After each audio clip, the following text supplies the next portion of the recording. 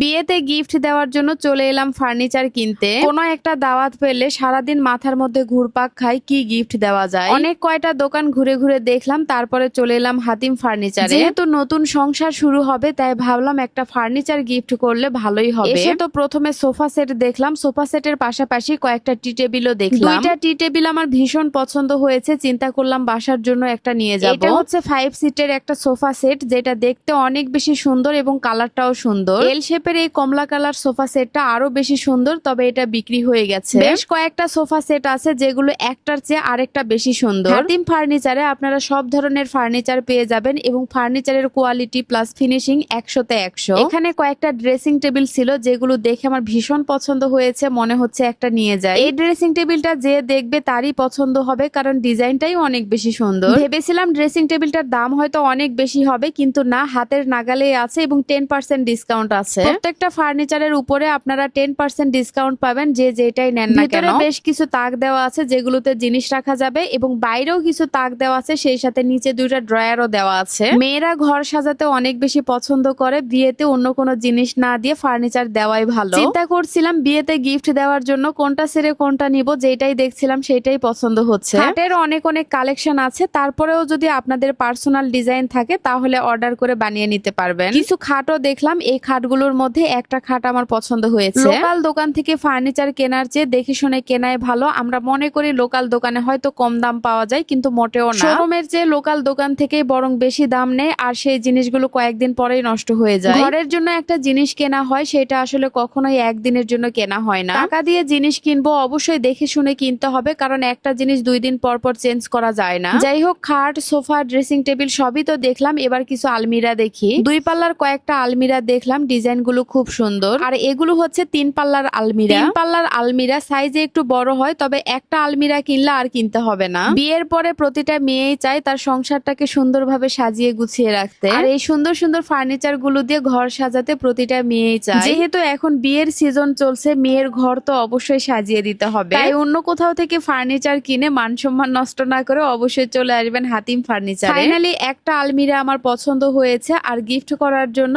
এইটাই আমরা কনফার্ম করি। এটা সিম্পল ডিজাইনের একটা আলমিরা, আর সিম্পল ডিজাইনের সবকিছুই দেখতে সুন্দর হয়। আচ্ছা, হাতিম ফার্নিচারের লোকেশনটাই তো আপনাদেরকে বলা হয়নি। বগুড়া জলশ্বরী তলা কাচ্চি ডাইনের অপোজিটে হাতিম ফার্নিচার অবস্থিত। শোরুমটি একদম মেইন রোডের সাথেই দোতলা বিশিষ্ট শোরুম। এটা উপরে লেখা আছে এলটি ফার্নিচার এবং নিচে লেখা আছে হাতিম ফার্নিচার। সকাল 9টা থেকে সন্ধ্যা 7টা পর্যন্ত আপনারা শোরুমটি খোলা পাবেন। যারা বগুড়ায় আছেন অবশ্যই হাতিম ফার্নিচার থেকে একবার হলেও ঘুরে আসতে পারেন। লোকেশনটা আপনাদেরকে আবারও বলে দিচ্ছি, বগুড়া জলশ্বরী তলা কাচ্চি